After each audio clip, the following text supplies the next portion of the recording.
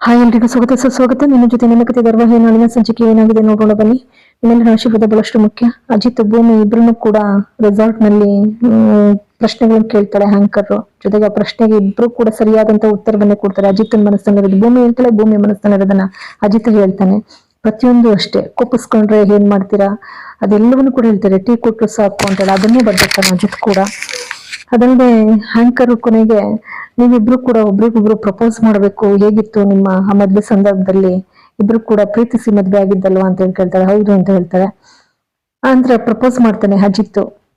ಮಂಡಿ ಯೂರಿ ಭೂಮಿಗೆ ಹೂವಿನ ಬೊಕ್ಕೆ ಕೊಟ್ಟು, ಗುಲಾಬಿ ಹೂವಿನ ಬೊಕ್ಕೆ ಕೊಟ್ಟು, ಭೂಮಿ ನನ್ನ ಜೀವನದ ಕೊನೆ ಉಸಿರಿಗೂ ಕೂಡ ನನ್ನ ಜೊತೆಯಾಗಿ ಬಾಳ ಸಂಗಾತಿಯಾಗಿ ನನ್ನ ಜೊತೆ ಹೆಜ್ಜೆ ಹಾಕ್ತೀಯಾ ಅಂತ ಹೇಳಿ ಉಂಗುರ ತೋಡಿಸ್ತಾ ಅವಳತ್ರ ಕೊಡ್ತಾನೆ ಪ್ರೀತಿನ.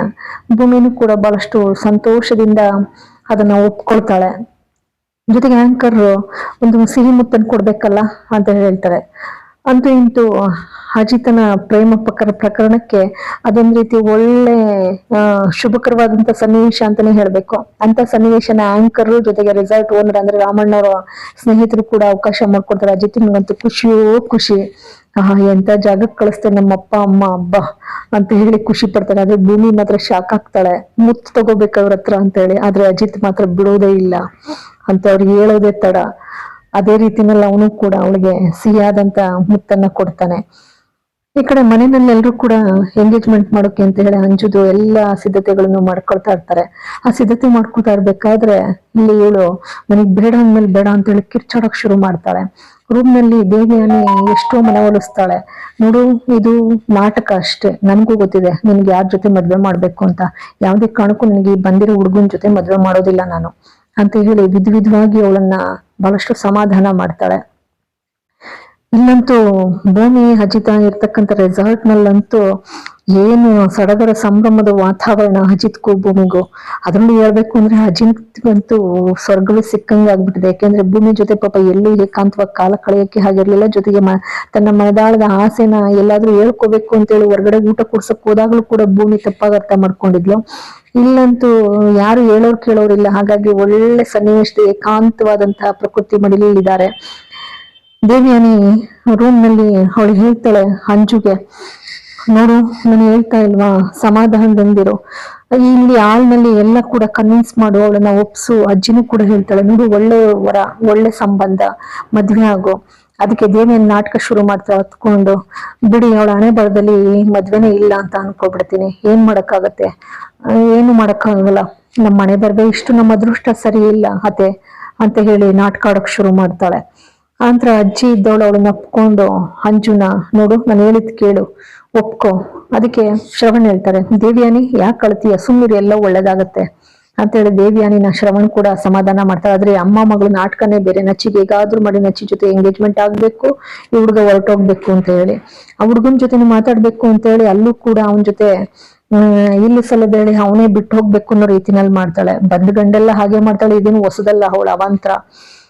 ಅದಕ್ಕೆ ದೇವಿಯಾನಿ ರೂಮ್ ನಲ್ಲಿ ಅವಳನ್ನ ಮನಸ್ಸೊಲ್ಸಕ್ಕೆ ಅಂತ ಹೇಳಿ ಕರ್ಕೊಂಡ್ ಬರ್ತಾಳೆ. ಈ ಕಡೆ ಅಜಿತ್ ಭೂಮಿ ರೂಮಿಗೆ ಬರ್ತಾರೆ. ಬಂದ್ಬಿಟ್ಟು ಅಜಿತ್ಗೆ ಬಾಯಾರಿಕೆ ಆಗಿರ್ತದೆ, ನೀರ್ ಕುಡಿತಾ ಇರ್ತಾನೆ. ನೀರ್ ಕುಡಿಬೇಕಾದ್ರೆ ಭೂಮಿ ಕೇಳ್ತಾಳೆ, ಸಾಹೇಬೆ ಬಹಳ ಚೆನ್ನಾಗಿ ನಟನೆ ಮಾಡಿದ್ರು. ಅಲ್ಲೂ ಕೂಡ ಅದನ್ನೇ ಭಾವಿಸ್ತಾಳೆ ಅವಳು. ಪಾಪ ಅವನ್ ಪ್ರೀತಿ ಹೇಳ್ಕೊಂಡಿರ್ತಾನೆ, ಇಲ್ಲೂ ಕೂಡ ಹಾಗೆ ತಿಳ್ಕೊಳ್ತದೆ ಮಂಗ. ದೇವಿಯಾನಿ ಹೇಳ್ತಾಳೆ ಅಂಜುಗೆ, ನೋಡು ಅಂಜು, ಈಗೆಲ್ಲ ಹಾಡ್ಬೇಡ, ನಾನ್ ನಿನ್ನ ಒಳ್ಳೇದಕ್ಕೇನೆ. ಅದಕ್ಕೆ ಕೇಳೋದೇ ಇಲ್ಲ ಅವಳು. ಇದ್ ಕಬೋರ್ಡ್ ಬಾಗಿಲು ತೆಗೆದ್ಬಿಟ್ಟು ಕುಡಿಯೋ ಡ್ರಿಂಕ್ಸ್ ತಗೊಂಡು ಹಾಕೊಳ್ತಾಳೆ. ಅದಕ್ಕೆ ಹಾಕೊಂಡು ಗ್ಲಾಸ್ಗೆ ಚೆನ್ನಾಗಿ ಕುಡಿಯೋಕ್ ಶುರು ಮಾಡ್ತಾಳೆ. ಕುಡ್ದು ಮತ್ತಲ್ಲಿ ಮೊದ್ಲೇ ಅವಾಂತರ ಮಾಡ್ತಾಳೆ. ಕೇಳ್ಕೊಬೇಕಾ? ದೇವಿಯಾನಿ ಎಷ್ಟು ಹೇಳ್ತಾಳೆ, ಬೇಡ ಬೇಡ ಅಂಜು, ಈ ಸಂದರ್ಭದಲ್ಲಿ ಹಿಂಗೆಲ್ಲ ಯಾರಾದ್ರೂ ನೋಡಿದ್ರಿ ಏನ್ ಕತೆ ಅಂತೇಳಿ ನೋಡ್ತಾನೆ ಇರ್ತಾಳೆ ಬಾಗ್ಲಿಗೆ.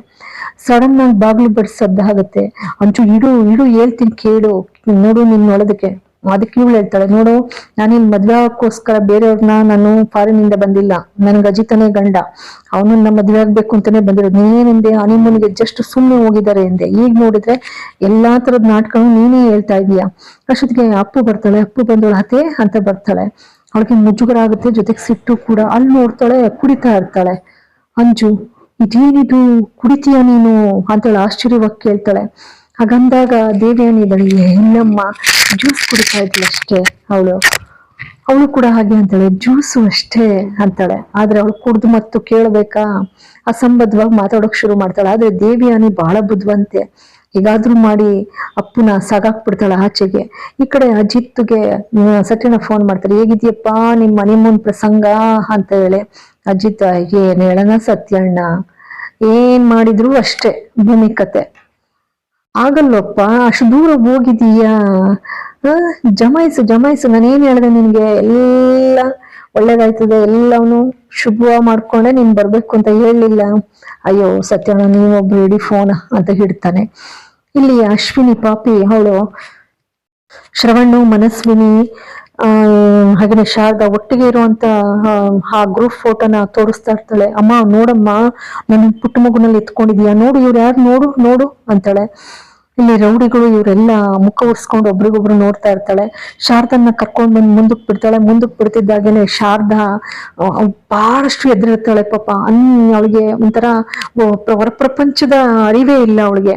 ಆದ್ರೂ ಹತ್ರ ಕರ್ಕೊಂಡ್ ಬಂದು ನಿಲ್ಲಿಸ್ತಾಳೆ. ನಿಲ್ಸಿದ್ರೆ ಆ ಫೋಟೋ ನೋಡ್ತಾ ನೋಡ್ತಾ ನೋಡ್ತಾ ಕ್ರಮೇಣ ಕ್ರಮೇಣ ಹಂತವಾಗಿ ಅವಳಿಗೆ ಜ್ಞಾಪಕ ಶಕ್ತಿ ಬರೋಕ್ ಪ್ರಾರಂಭಿಸ್ತದೆ.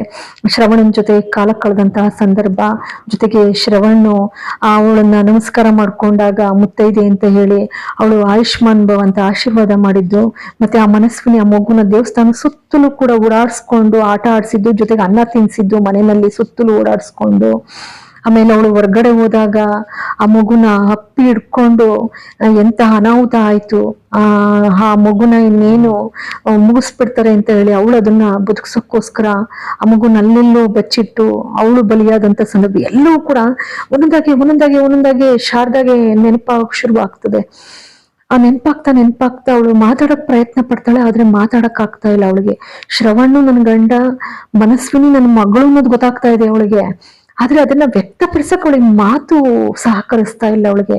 ಅವಳಿಗೆ ತಲೆಯೆಲ್ಲ ಬ್ಲಾಂಕ್ ಆಗ್ಬಿಟ್ಟಿದೆ. ಆದ್ರೆ ಅಸ್ಪಷ್ಟವಾಗಿ ಮಾತ್ರ ಇವ್ ನನ್ ಗಂಡ, ಇದು ನನ್ ಮಗು ಅನ್ನೋದು ಮಾತ್ರ ಅವಳಿಗೆ ಚೆನ್ನಾಗಿ ಗೊತ್ತಾಗ್ತಾ ಇದೆ. ಯಾಕೆಂದ್ರೆ ಅವಳ ಮುಖಭಾವದಲ್ಲಿ ನಗೋಕ್ ಶುರು ಮಾಡ್ತಾಳೆ, ಖುಷಿ ಪಡ್ತಾಳೆ. ನನ್ ಗಂಡ, ನನ್ ಮಗು ಅಂತೇಳಿ ಅವಳು ಅಲ್ಲಿ ಮಗುವನ್ನ ಬಚ್ಚಿಟ್ಬಿಟ್ಟು ಅವಳು ಗುಂಡಿಗೆ ಬಲಿಯಾಗಿದ್ದು ಎಲ್ಲವೂ ಕೂಡ ನೆನಪಾಗುತ್ತೆ. ಪ್ರತಿಯೊಂದು ಕೂಡ ಹೆಜ್ಜೆಗೂ ಕೂಡ ಪ್ರತಿಯೊಂದು ಸನ್ನಿವೇಶನೂ ಕೂಡ ಜ್ಞಾಪಿಸ್ಕೊಳ್ತಾಳೆ. ದೇವ್ಯಾನಿ ಗುಂಡು ಹೊಡೆದಿದ್ದು, ಆ ಮಗುವನ್ನಲ್ಲಿ ಬಚ್ಚಿಟ್ಬಿಟ್ಟು ಹೋಯ್ತಾಳೆ ಪಾಪ. ಅದೆಲ್ಲ ನೋಡ್ತಾ ನೋಡ್ತಾ ಅಶ್ವಿನಿಗೆ ಗೆದ್ದಂತಾಗ್ತದೆ. ಅಯ್ಯೋ, ಇನ್ನೇನು ನೆನಪಿನ ಶಕ್ತಿ ಬಂದ್ಬಿಡ್ತದೆ, ನಾನು ಇವ್ರ ಜೊತೆ ಹೋಗ್ಬಿಡದೆ ಅಂತ ಹೇಳಿ ತೀರ್ಮಾನಿಸ್ತಾಳೆ. ಈ ಕಡೆ ಎಲ್ಲ ಹೊರಗಡೆ ತೋಟದಲ್ಲಿ ಕೂತಿರ್ಬೇಕಾದ್ರೆ ಅಂಜುನ ಕೇಳ್ತಾರೆ, ಏನಮ್ಮ ಒಪ್ಕೆನ, ಎಲ್ರು ಒಂದೊಂದೊಂದೊಂದು ಕೆಲಸ ವಹಿಸ್ಕೊಳ್ಳೋಣ, ನಚ್ಚಿ ಹಾಗೇನೆ ಭಾವ ಎಲ್ರು, ಹೂನವರು ಅಡ್ಗೆನವರು ಎಲ್ರು ಒಂದೊಂದು ಕೆಲಸ ಅಂತ ಹೇಳಿ. ಆದ್ರೆ ದೇವಿಯಾನಿ ಒಳೊಳಗೆ ನಗ್ತಾ ಇರ್ತಾಳೆ. ಅಂಜು ನನಗೆ ಬೇಡ ಅಂದ್ಮೇಲೆ ಬೇಡ, ನನ್ ಮದ್ವೆ ಆಗೋದಿಲ್ಲ ಅಂತ ಹೇಳಿ ಅವಳು ಹೇಳ್ತಾಳೆ. ಇಲ್ಲೆಲ್ಲ ಸಿದ್ಧತೆ ಮಾಡಿಸ್ಬಿಟ್ಟು ಹೇಗಾದ್ರೂ ಮಾಡಿ ನಚಿಕೇತನ್ ಜೊತೆ ಗಂಟಾಕ್ಬೇಕು ಅನ್ನೋದು ಇವಳು ಹುನ್ನಾರ. ಅದು ಫಲಿಸುತ್ತೋ ಬಿಡುತ್ತೋ ಅಂತೂ ಗೊತ್ತಿಲ್ಲ ಪಾಪ. ನಚ್ಚಿ ಅವನೇ ಫೇಲ್ಯೂರ್ ಆಗಿ ಪಾಪ ಅವನ ಸಂಕಟದಿಂದ ಹೊರ ಬಂದಿರೋದೇ ಇತ್ತೀಚಿನ ದಿನಗಳಲ್ಲಿ ಅಂತ ಹೇಳಿ ಶ್ರವಣ್ ಎಷ್ಟೋ ಬುದ್ಧಿವಾದ ಹೇಳಿರ್ತಾರೆ. ಆದ್ರೂ ಇವಳು ಏನು ಕೆಟ್ಟ ಬುದ್ಧಿ ಇದೆಯೋ ಅಮ್ಮ ಮಗಳದು, ಅದು ಮಾತ್ರ ಬದಲಾಗ್ತಾ ಇಲ್ಲ. ಇಲ್ಲಿ ಅಶ್ವಿನಿನೇ ಬಂದು ಕಟ್ಕೊಳ್ತಾಳ, ಅಂತೂ ಅಶ್ವಿನಿ ಕಟ್ಕೊಳಕ್ ಸಾಧ್ಯ ಇಲ್ಲ ಬಿಡಿ. ಆದ್ರೆ ಎಲ್ಲೋ ಒಂದ್ ಕಡೆ ಇವಳು ಅಂಜುನೇ ನಚಿ ಹೆಂಡತಿಯನ್ನಾಗಿ ಮಾಡ್ತಾಳೋ ದೇವಿಯಾನಿ, ಇಲ್ಲ ವಿದೇಶದಿಂದ ನಚಿ ಏನು ಪ್ರೇಯಸಿ ಇದ್ಲೋ ಅವಳೇ ಏನಾದ್ರೂ ಮರಳಿ ಬಂದ್ಬಿಡ್ತಾಳೋ, ಅದ್ ಯಾವ ತರ ತಿರುವು ಪಡ್ಕೊಳ್ತದೆ ಎನ್ನುವಂಥದ್ದನ್ನ ಕಾದು ನೋಡ್ಬೇಕಾಗಿದೆ. ಆದ್ರೂ ಕೂಡ ಇಲ್ಲಿ ಶಾರದಾ ಬರೋದೇ ಒಂದು ಒಳ್ಳೆಯ ಸನ್ನಿವೇಶ ಮತ್ತೆ ಒಳ್ಳೆಯ ಸಂಚಿಕೆಯಾಗಿ ಬರ್ತದೆ ಅನ್ನೋದ್ರಲ್ಲಿ ಎರಡು ಮಾತಿಲ್ಲ. ಶಾರದಾಗೂ ಕೂಡ ನೆನಪು ಅನ್ನೋದು ಬರ್ತಾ ಇದೆ. ಶ್ರವಣ್ಣನ ಗಂಡ, ಮನಸ್ವಿನಿ ನನ್ ಮಗು ಅನ್ನೋದು ನೆನಪಾಗ್ತಾ ಇದೆ ಅವಳಿಗೆ. ಇದೆಲ್ಲ ಅವಳಿಗೆ ನೆನಪಾಯ್ತು ಅಂತ ಅಂದ್ರೆ ಅಲ್ಲಿಗೆ ಒಳ್ಳೆಯ ತುಂಬಾ ತುಂಬಾ ತುಂಬಾ ಸುಂದರವಾದಂತಹ ಸಂಚಿಕೆಯಾಗಿ ಬರೋದ್ರಲ್ಲಿ ಎರಡು ಮಾತೇ ಇಲ್ಲ. ಅಷ್ಟು ಅತ್ಯದ್ಭುತವಾಗಿ ಮೂಡ್ ಬರ್ತದೆ. ಇದೆಲ್ಲವನ್ನೂ ಕೂಡ ಮಿಸ್ ಮಾಡ್ಕೊಬಿಡಿ ವೀಕ್ಷಕ ಬಾಂಧವರೆಲ್ಲರೂ ಕೂಡ ನೋಡಿ. ನಿಮ್ಮೆಲ್ಲರ ಆಶೀರ್ವಾದ ಹೀಗೆ ಮುಂದುವರಿತಾ ಇರಲಿ. ಪ್ಲೀಸ್ ಸಬ್ಸ್ಕ್ರೈಬ್ ಮಾಡಿ, ಶೇರ್ ಮಾಡಿ, ಲೈಕ್ ಕೊಡಿ, ಬೆಲ್ ಐಕಾನ್ ಬಟನ್, ಹಾಲ್ ಬಟನ್ ಪ್ರೆಸ್ ಮಾಡೋದನ್ನ ಮರಿಬೇಡಿ. ಎಲ್ಲರಿಗೂ ಕೂಡ ಅನಂತ ಧನ್ಯವಾದಗಳು.